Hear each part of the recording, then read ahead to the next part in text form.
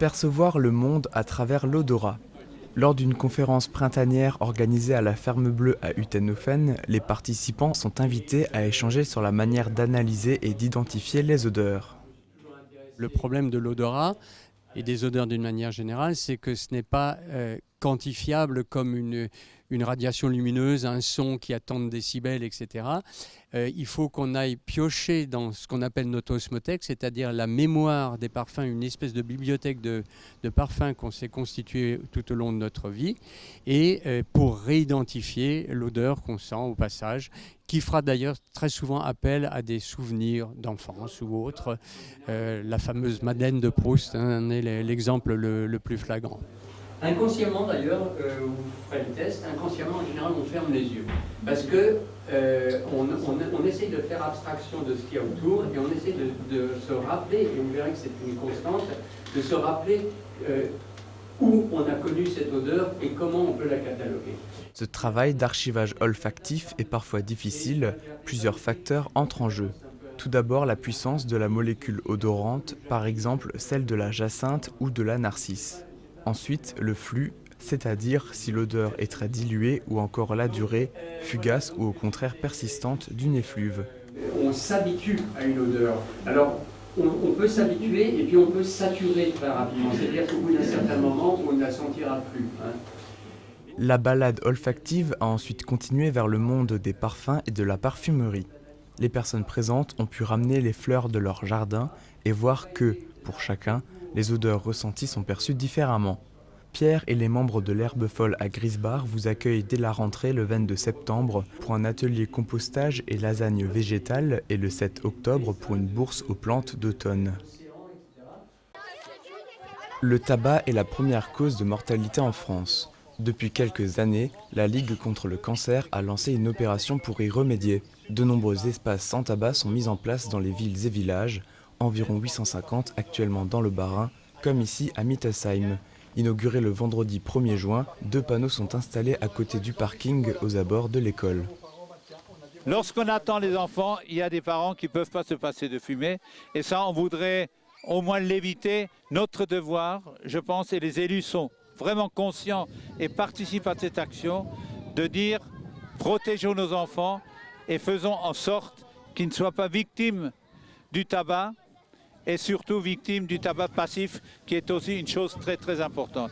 Alors vous pouvez être tous conscients, ce que vous faites aujourd'hui, le ballon que vous tenez, c'est un moment très très important, c'est un symbole important.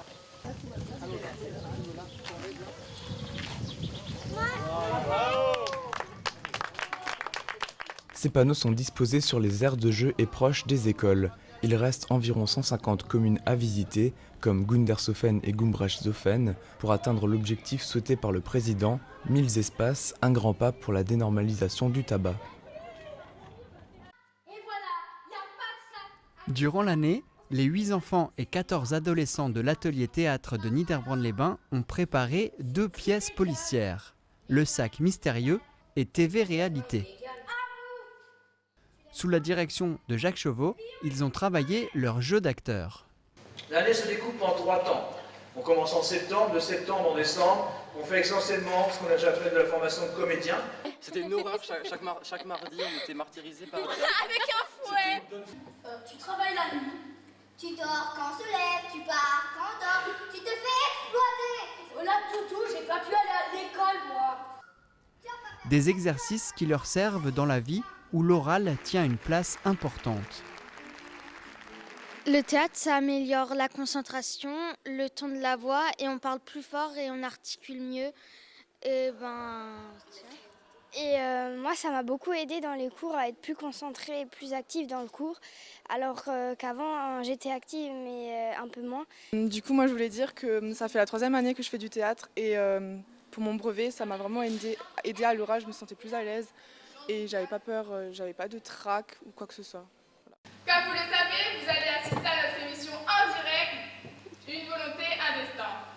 Donc vous pouvez applaudir de temps en temps, c'est même recommandé, sinon vous la fermez, ok?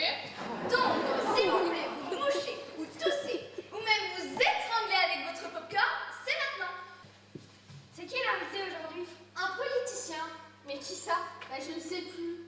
À droite ou à gauche? Au centre, il me semble.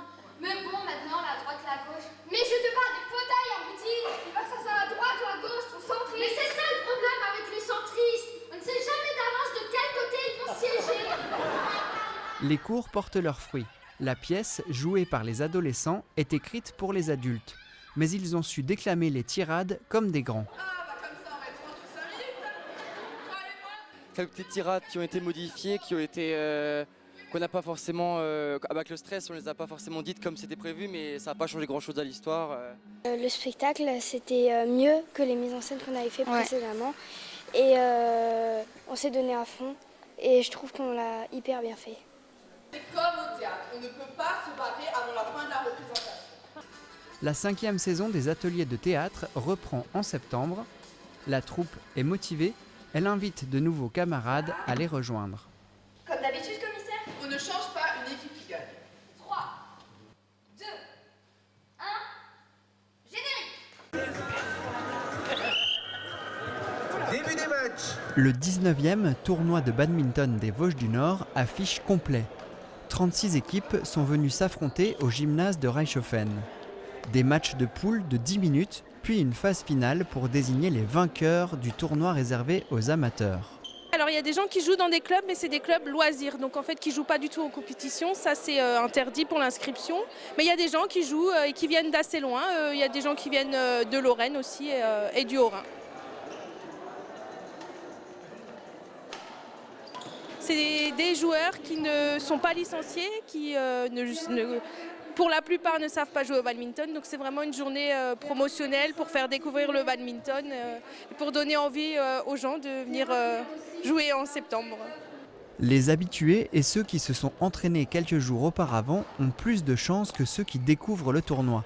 Mais le bad, pour les intimes, reste un sport à l'ambiance sympathique malgré les défaites.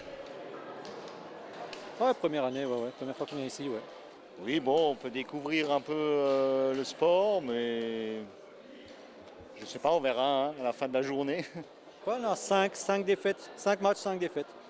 Et après on s'est gagné le tournoi, malheureusement. Les arbitres du club sont là pour guider les participants dans des règles que certains ne connaissent pas encore. À l'issue du tournoi, ils ont tous reçu un lot et ont pris rendez-vous pour l'année prochaine.